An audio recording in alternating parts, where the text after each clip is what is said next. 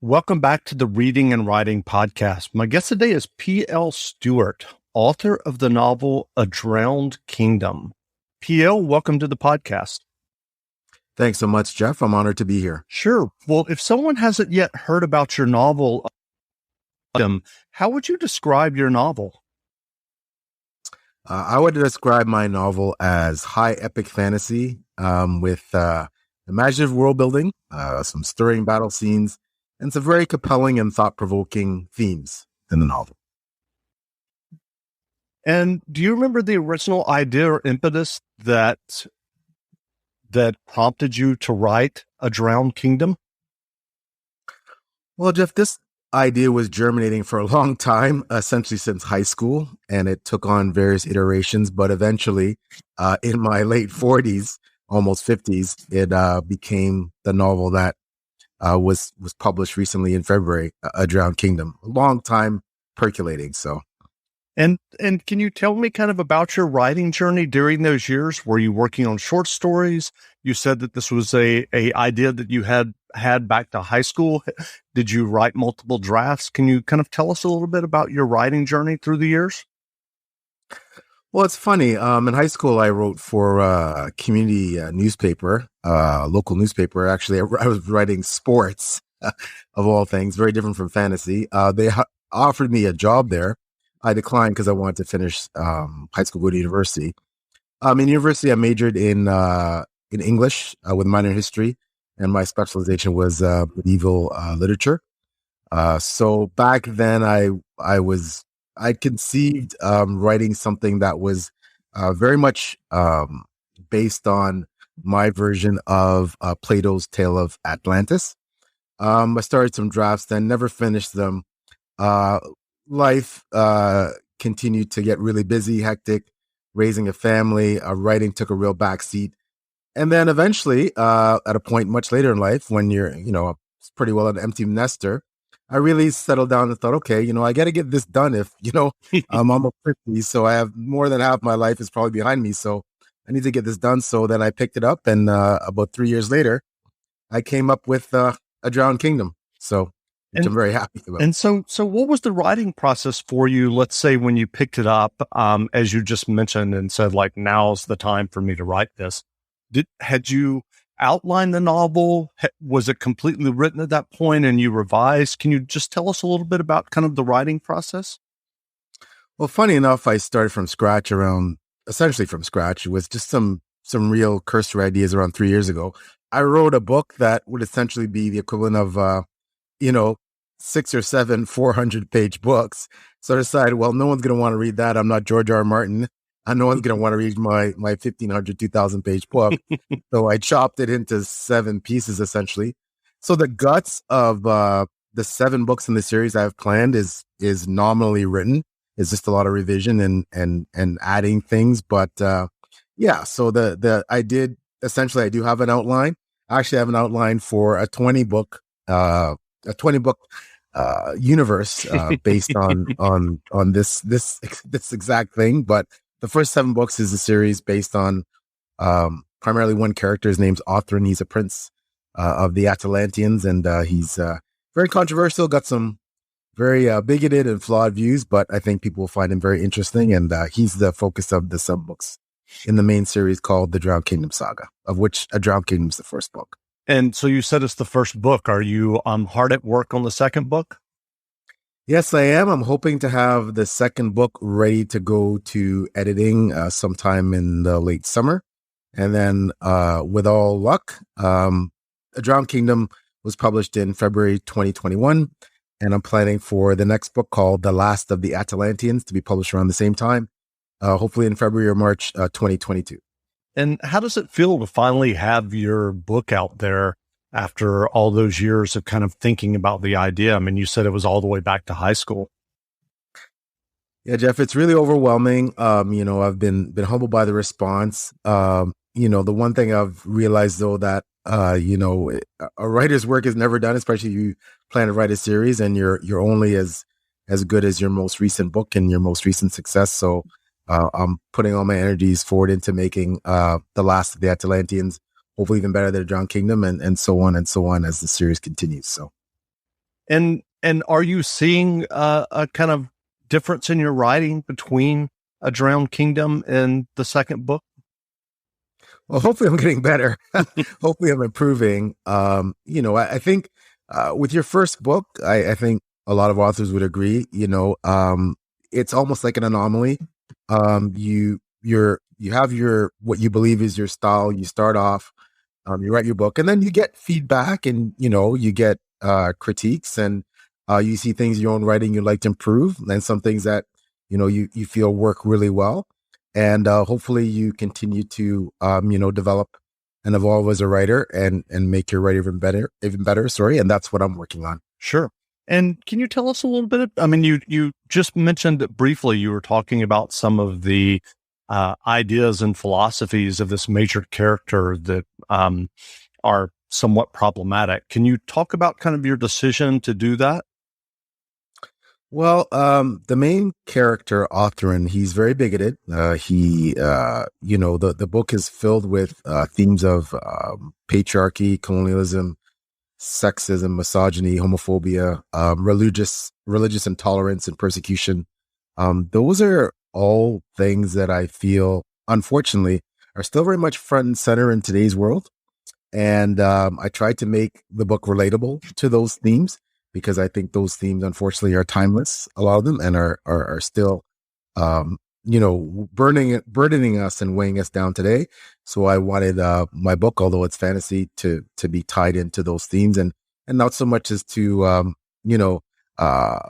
find resolutions, because I think those are problems that have plagued us, as long as humankind's been around, but more or less incite discussion and kind of exploration of those topics. Sure. So given your experience of finally getting A Drowned Kingdom written and published, as you said, in your late 40s, what writing advice would you offer for those who are listening who are working on their own stories and novels? Well, certainly don't give up. Perseverance. If someone like me can do it, publishing at 52, anyone could do it. Writing is a long game, and books, especially novels, normally take a long time to write.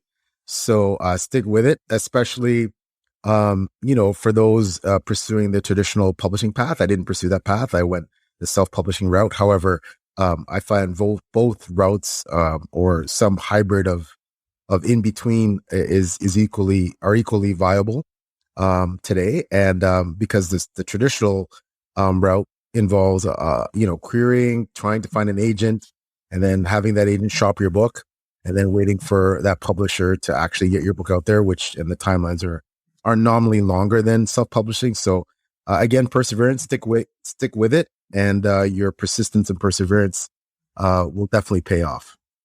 And I'm curious around that. I mean, what kind of, I mean, I know you mentioned the kind of empty nest. Was that what finally prompted you to sit down and say, I'm going to tackle this idea that's been with me for years?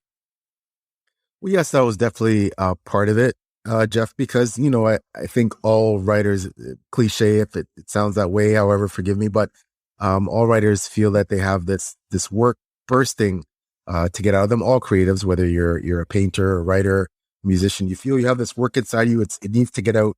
You need to share it with the world.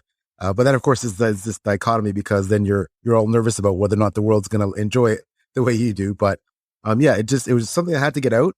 And I felt, almost like you feel your clock ticking, in that, okay, even if I live to be 100, if I want to write 20 books, say, which is at least my plan, if I don't start in my 50s, that would at least take me to my 70s, potentially 80s. So I just felt this innate need to get started. Sure. And can you talk about, I mean, you said that you decided to go the indie publishing or self-publishing route, as opposed to all of the querying for traditional publishing, et cetera. Can you just tell us how that self-publishing journey has gone for you thus far? Well, thus far it's worked out really well. I enlisted the help of a great self-publishing assist company called Freeze and Press. I consider them kind of like the Cadillac or Mercedes of self-publishing assist in terms of at least Canada, where I am. I found that the process was very similar from what I understand it from my traditionally published friends to traditionally. Everyone loves shopping online. Well, I'm going to tell you what I tell my golf buddies when they buy clubs. Stop searching for coupon codes. Download Capital One Shopping to your computer. Capital One Shopping instantly searches for available coupon codes and automatically applies them at checkout. Plus, it's free, and you don't even need a Capital One card to use it. That's like hitting a hole in one without even trying. Capital One Shopping. It's kind of genius. What's in your wallet? Savings and available coupons vary. Hello, this is Discover, and we take customer service very seriously. We know that if you have a question or concern about your credit card, that's a serious matter, and you need to talk to a real person about it. So we offer around-the-clock access to seriously talented representatives in the USA. Again, it's a serious endeavor. The only funny thing about it is Bob. If you call us and Bob answers, you're in for a treat. Get 100% US-based customer service and talk to a real person day or night. Discover. Exceptionally common sense. Being traditionally published, I mean, the reverse, obviously, in that you're paying a self-assist company upfront money rather than receiving an advance. And, I found that the royalties seem to be a bit more competitive with the self-publishing end. Mm-hmm. So again, it's been fantastic. I mean, the journey is very similar with editing and proofreading and copy edits and book evaluations and, cover design. And from my understanding, everything's pretty well the same. It's just that, again, you're not, you don't have the, unfortunately, you don't have the big marketing machine that traditionally publishing houses have behind you. And you have to do predominantly all your own marketing and, pumping your book. However, again, there is a level of creative freedom I think you enjoy in self-publishing that is second to none. So I don't think you can go wrong with either route. But as I said, the clock was ticking and I felt it'd be a lot faster for me to go the self-publishing route. Sure. So what novels or nonfiction books have you read recently that you enjoyed? Oh, wow. The list is long. I tend to read now a lot more self-published books of my self-published colleagues. Just because I'm immersed kind of in that milieu. But I can name so many fantastic books. I mean, Bjorn Larson is an amazing writer. He writes one of his books, Children, Norse mythology, a great book. Holly Tinsley, We Men of Ash and Shadow. She's just recently become a semi-finalist in the self-published fantasy blog off, hosted by famous author Mark Lawrence. The Neglected Merge, Eve Kokoshi, she writes fantasy utopian romance. R.P. Lauer, Scars of Gaia, another fantasy type book. There's so many going on. I read a lot of trad published books off, obviously. John Gwynne, one of my favorites, Shadow of the Gods, his recent book was fantastic that I read. So yeah, there's so many books that I could list. So I'm curious, did you participate in the self-published fantasy blog off? Yeah, coincidentally, I've put my book in there. It's it's kind of like this big leap of faith, and it's fantastic. It's an honor to be part of it. It's very nerve-wracking. The competition goes all the way till next year. Yeah. They're just getting into the semi-finalist stages slowly now. So it's nerve-wracking waiting to hear what the feedback on your book is. But I mean, the thing about that competition is just the caliber is so high. There's so many amazing books. And the bloggers themselves will say it comes down to taste a lot, whether or not you manage to advance through the rounds. So, and the odds are stacked against you, but you're hoping for some positive feedback from the reviewers at a minimum. And hopefully, even if your book doesn't advance, that it just garners you that larger audience, all the exposure that comes to the contest. And, someone will find your book that likes it, even if the bloggers don't. And that's the way I think you have to look at it in terms of optimism. So I agree. I'm actually a reviewer. There's a self-published science fiction blog off that Hugh Howey just started. Yes. And we're just getting into it now. We haven't even started reading. We're in the preliminary stages. But I'm looking forward to that. I agree. I think it's a good opportunity to expose people to a variety of indie and self-published novels. So where can people find you online if they'd like to learn more about you and your novels? Well, my website is www.plstuart.com. You can visit my website. I have a media page where I typically list any interviews and podcasts I've been part of, any newspaper or magazine articles written about myself for the book. You can obviously visit my website as well for my blog, and any updates about publication, etc. for next upcoming novels. I'm very active on social media, especially Twitter. My Twitter handle is at PL Stuart Writes. My DMs are open. Feel free to DM me there if you have a question or like to chat about writing. I follow back almost all creatives on Twitter. So I'm also on Facebook as well at PL Stuart Writes. I'm fairly active there. So, yep, those are the best places to get a hold of me. Great. Well, again, we've been speaking with P.L. Stuart, author of the novel A Drowned Kingdom. The novel is on sale now, so go buy a copy. And P.L., thanks for doing this interview. Thank you so much, Jeff. I really appreciate it. Yeah, great. Now, stay tuned as P.L. Stuart reads from his novel, A Drowned Kingdom.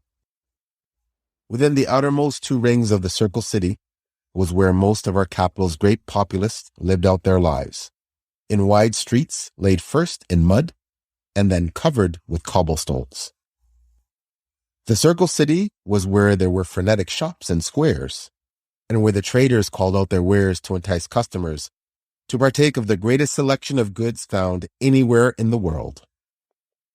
It was where the rich and highborn could purchase gems, spices, and exotic fabrics, and the poorer citizens could get their wheat, fruit, and meats. In the great city, there were great pillared temples erected to the worship of the single God, the true God, and the bell tolled twice every 6th day to summon the congregation to prayers. In our capital, one also found taverns, gaming houses, and brothels, which plied to a different kind of supplicant than those who patronized the temple. Those supplicants worshipped the ale flask, the rolling dice, and the flesh of painted women who offered other intoxicating pleasures that did not come in a cup or on a board. The capital held the lofty manors of lords, with their perfumed gardens and wide courtyards. In the Circle City could be found sweaty gymnasiums where the knights, the armed protectors of our realm, and sworn servants of the single God, trained with blunted swords and thin wooden shields. Our capital kept mighty stables that housed horses those knights rode for war and peaceful use. One would find there that the better off lived in houses of stone and clay, than the less fortunate in ones formed of wattle and thatch. Every day, more than 10 times 10,000 people enjoyed all the excitement and bustle of the world's greatest city. In the very central part, the innermost ring, at the heart of the Circle City, the main building, even though it was surrounded by its own moat, was entirely enclosed within the embrace of 40-foot-high concrete walls. That building was the castle of the kings of my island, called the High Castle. That mighty fortification was adjoined to the great triangle temple, with its shining gold dome roof, and the royal mausoleums, known to the common folk as the Grey Beds. It was where the great kings, queens, lords, and ladies of the land were entombed in stone, as was befitting the most noble, and slept in eternal splendor beneath the mausoleum's wide, pale, and silent arches. The high castle was topped by the spire of Atalan, highest building in the land, which was a massive gleaming tower pointing to heaven like a finger showing the way to God. It was at the bottom of the spire where the great Hall of Kings was constructed. In that hall, the king of our island sat on his throne, surrounded by great statues of his forebears and priceless embroidered textiles, and warded by his personal guard. The throne of our king, at the center of the hall, was mounted on a 10-foot-high dais, with stairs used to ascend to the seat, and was so elevated that it earned the king's throne the name of the High Chair.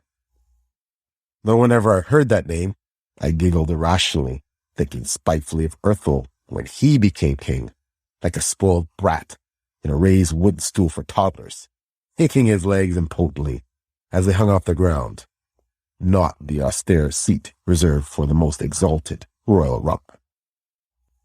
From the rear of the Hall of the Kings, curved staircases rose into the spire, and on those floors above the hall were the chambers of all the royal family, including my own, as second prince, several stories up, just below those of Urthel, who in turn resided on the level beneath the massive apartments of the king himself.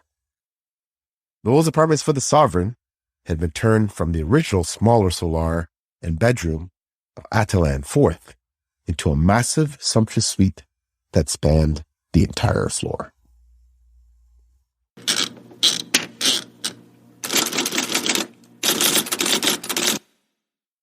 Shop amazing Macy's Black Friday specials right now while supplies last. Like coats to keep you warm all season long, 60 to 70% off. Snuggle up with fun pajama sets for the whole family, now only $19.99 and under. Then prep for holiday feasts with cookware sets for only $29.99. Plus, buy online and get contact-free curbside pickup or pick up in store today. Details at Macy's.com/pickup. Savings off sale and clearance prices. Exclusions apply. Macy's stores are closed Thanksgiving Day. Hello, this is Discover, and we take customer service very seriously. We know that if you have a question or concern about your credit card, that's a serious matter, and you need to talk to a real person about it. So we offer around-the-clock access to seriously talented representatives in the USA. Again, it's a serious endeavor. The only funny thing about it is Bob. If you call us and Bob answers, you're in for a treat. Get 100% US-based customer service and talk to a real person day or night. Discover. Exceptionally common sense.